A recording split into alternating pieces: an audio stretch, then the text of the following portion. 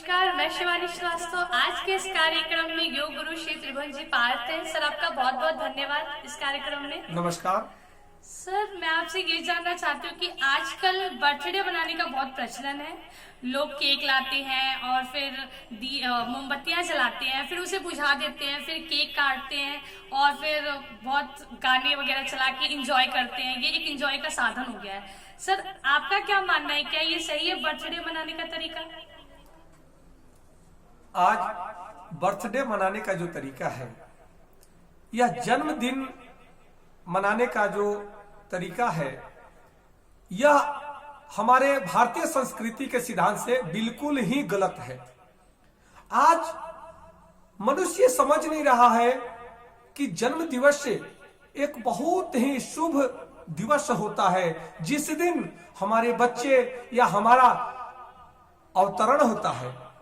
परंतु यह जो केक काटने की जो प्रक्रिया चल रही है, यह मोमबत्तियां जला करके बुझाने की जो प्रक्रिया चल रही है, यह संस्कार, यह भारतीय संस्कार नहीं है। यह संस्कार विदेशी संस्कार है और यह विदेशों में मनाया जाता है क्योंकि उनको ज्ञान नहीं है। भारतीय सभ्यता संस्कृति के माध्यम से हमारे जीवन में प्रतिदिन हमारे ऋषि मुनियों ने कहा है कि किसी भी शुभ कार्यक्रम को शुरुआत करने के लिए सबसे पहले दीप प्रज्वलित किया जाता है। और द्वीप प्रज्वलित करने का तात्पर्य क्या है?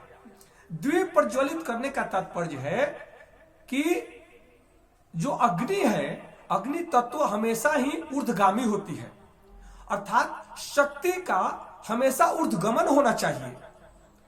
हमारा प्राण शक्ति हमेशा ऊर्ध्वगामी होना चाहिए। और उसका वैज्ञानिक तथ्य भी है, जब हम घी के दिए जलाते हैं अपने घरों में, तब उससे ऑक्सीजन की मात्रा बढ़ती है, उससे कीटाणुओं का नाश होता है, विषाणुओं का नाश होता है। हमारे घरों में घी के दिए जलाए जाते हैं, तिल के दिए जलाए जाते हैं, सरसों के तेल के दिए जलाए जाते हैं। ऐसी कई विधियां हैं जिसके माध्यम से हमारे घर के अंदर शुद्धिकरण करने के लिए और विषाणुओं का, कीटाणुओं का नाश करने के लिए यह विधि हमारे ऋषि मुनियों ने हमें बताया है।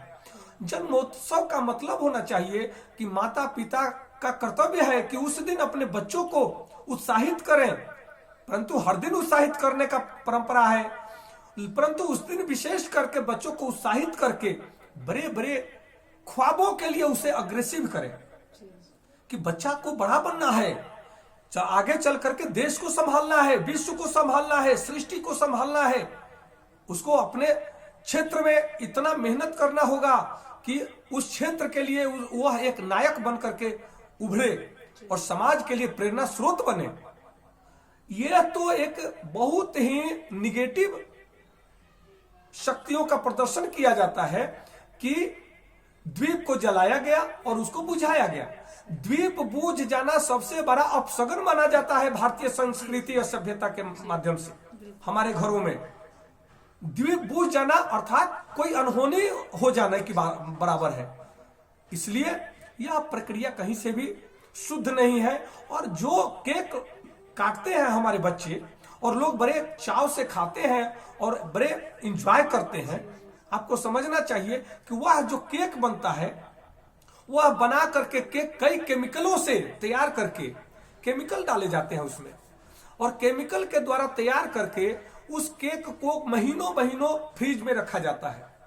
जबकि हमारे भारतीय सभ्यता संस्कृति के माध्यम से बासी खाना भी बच्चों को नहीं खाने दिया जाता है। ये तो 2-2 महीने के केक अगर नहीं बिका तो दुकानदार फेंक तो देता नहीं है, वह किसी न किसी आप जैसे हमारे जैसे लोग जाकर खरीद कर लाते हैं और उस सड़े हुए केक को खूब काट काट करके एंजॉय करके बांटते हैं, खाते हैं। उसका परिणाम होता है सब के सब बीमार पड़ते हैं। कई जगह तो हमने वीडियो में ऐसा देखा कि केक के वो जो मोमबत्ती है उसको बुझा रहा है बच्चा, जब तक उस बुझाते हुए उसमें से आग लग गया केक में, क्योंकि केमिकल होता है ऊपर, और उससे उसका पूरा मुंह झुलस गया। इसलिए यह हमारा सभ्यता संस्कृति नहीं है।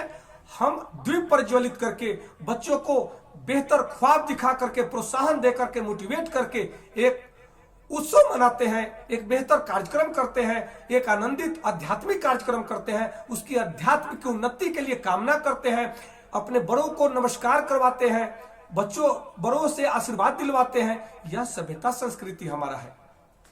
जी, आपके इस सुझाव से मुझे उम्मीद है कि लोग पश्चिमी सभ्यता को त्याग कर पूर्वी सभ्यता जो हमारी संस्कृति है इसे अपनाएंगे और आपके कहे अनुसार इसी तरीके से बर्थडे मनाएंगे। सर नमस्कार। नमस्कार।